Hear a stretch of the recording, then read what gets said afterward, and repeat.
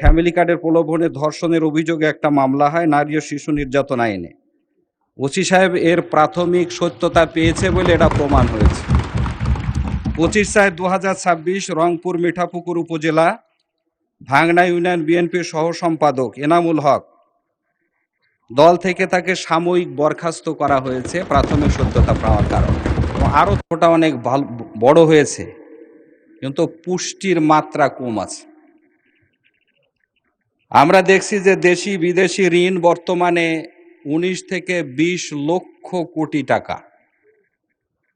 আমাদের এই বাজেটে সুদ পরিশোধের জন্য 1,27,500 কোটি টাকা বরাদ্দ রাখা হয়েছে, যেটা শিক্ষা অথবা স্বাস্থ্যের মতো খাতে দিলে পরে আমাদের দেশটা অনেক দূর এগিয়ে যেত। মাননীয় স্পিকার, সাধারণ মানুষ বোঝে না জিডিপি কি জিনিস, মুদ্রাস্ফীতি কি জিনিস, কর কি জিনিস। সাধারণ মানুষ জানতে চায় এই বাজেটে যে গ্যাস সিলিন্ডারের দাম কিছুদিন আগে 1250 থেকে 1950 টাকা হলো, তার দাম কতটুকু কমেছে। সাধারণ মানুষ জানতে চায় রাতারাতি যে বিদ্যুৎ এবং জ্বালানির দাম বৃদ্ধি করা হলো, তা কতটুকু কমেছে। চাষিরা জানতে চায় তাদের চাষের জন্য যে পর্যাপ্ত সারের প্রয়োজন, আজকে এই সময়তে পাচ্ছে না। আমার কাছ থেকে এলাকার মানুষ বারবার খোঁজ নিচ্ছে পাওয়া যাবে কিনা।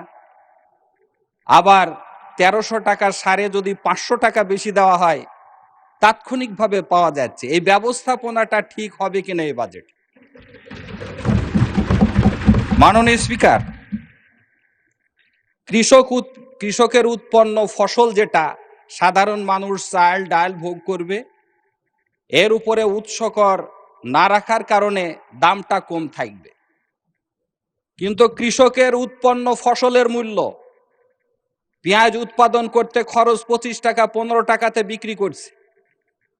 ধান উৎপাদন খরচ মন প্রতি 1200 টাকা, সেখানে 1000 টাকায় বিক্রি করছে। কৃষকরা জানতে চায় এই বাজেটে তাদের উৎপাদিত ফসলের ন্যায্য মূল্য পাবে কিনা।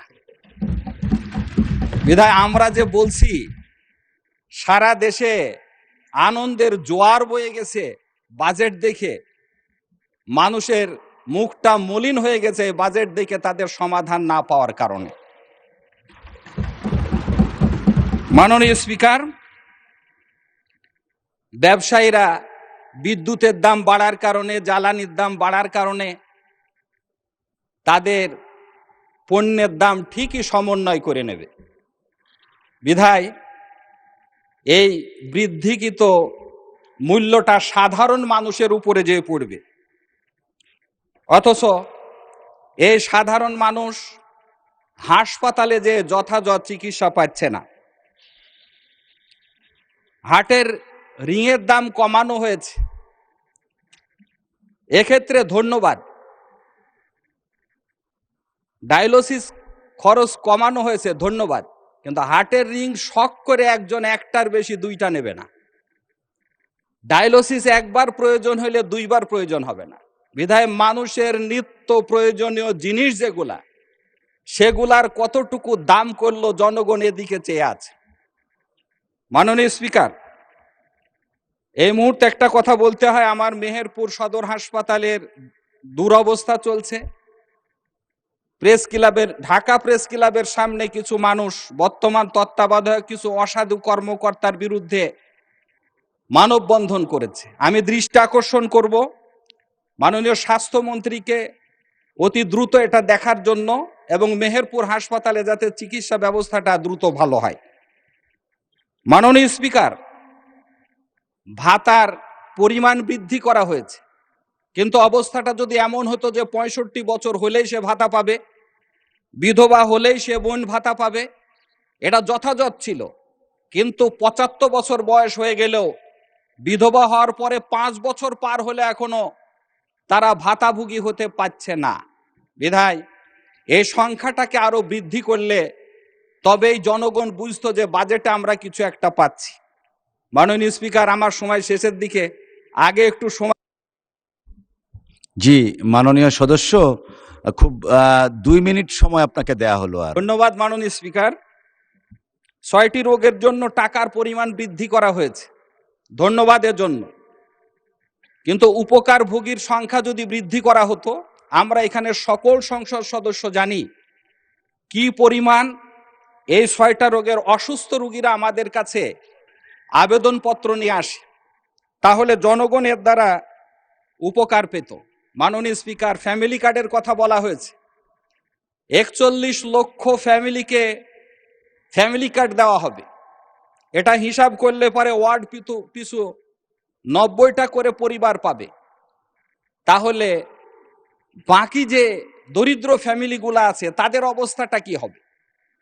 এবং এইটা পাওয়ার প্রতিযোগিতার কারণে আমরা দেখেছি ইতোমধ্যে সংবাদপত্রগুলাতে ফ্যামিলি কার্ড দেওয়ার প্রলোভনে ধর্ষণের শিকার হয়েছে, ফ্যামিলি কার্ড দেওয়ার প্রলোভনে টাকা নেওয়া হচ্ছে, এটা প্রতিদিনের রিপোর্ট আছে। মাননীয় স্পিকার, এজন্য আরও যে প্রান্তিক জনগোষ্ঠী আছে ফ্যামিলি কার্ডের বাইরে যারা থাকবে, তাদের মানটা বাড়াবার জন্য, জীবন মানটা বাড়াবার জন্য প্রয়োজনীয় পদক্ষেপ নেওয়ার জন্য আমি অনুরোধ করব।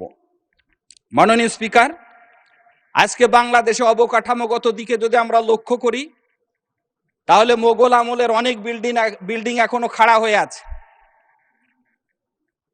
আমরা যদি দেখি ব্রিটিশ আমলের রেল লাইনের যে স্টেশন আছে এখনো সগর্ভে দাঁড়িয়ে আছে। পাকিস্তান আমলের বিল্ডিংগুলো আমরা ব্যবহার করছি, কিন্তু স্বাধীনতার পরে এমন অনেক বিল্ডিং হয়েছে যেগুলা এক্ষুনি ভেঙে যাচ্ছে, আবার নতুন করে বানাবার প্রয়োজন পড়ছে। মাননীয় স্পিকার, যে বিল্ডিংটা ৬০ বছর চলার কথা ছিল, সেটা যদি নতুন করে ৩০ বছরে আবার নতুন করে বানাতে হয়, তাহলে আমরা ৩০ বছর জাতিগত। মাননীয় স্পিকার, আপনাকে ধন্যবাদ আমাকে সুযোগ দেওয়ার জন্য। আপনি একটু আগে একটা বক্তব্য এক্সপান্স করেছেন আমাদের মেহেরপুর ১-এর মাননীয় সংসদ সদস্য তাজউদ্দিন খান সাহেবের বক্তব্য। এক্সপান্স তো হবে যদি অসত্য বক্তব্য দিয়ে থাকেন অথবা অসংসদীয় শব্দ যদি ব্যবহার করেন, তাহলে এক্সপান্স হবে। এজন্য আমার ধারণা উনি কোনোটাই বলেন নাই, কাজে উনি দাঁড়িয়েছিলেন, ওনাকে ওনার বক্তব্য রাখার সুযোগ দেওয়া হোক। জি, মাননীয় স্পিকার, আপনাকে জি, ধন্যবাদ। আপনাকেও ধন্যবাদ। আপনি বসেন দয়া করে। মেহেরপুর ১, আপনি দাঁড়ান, দয়া করে কি বলতে চেয়েছিলেন শুনি। ১ মিনিটের মধ্যে প্লিজ। মাননীয় স্পিকার, আপনাকে ধন্যবাদ।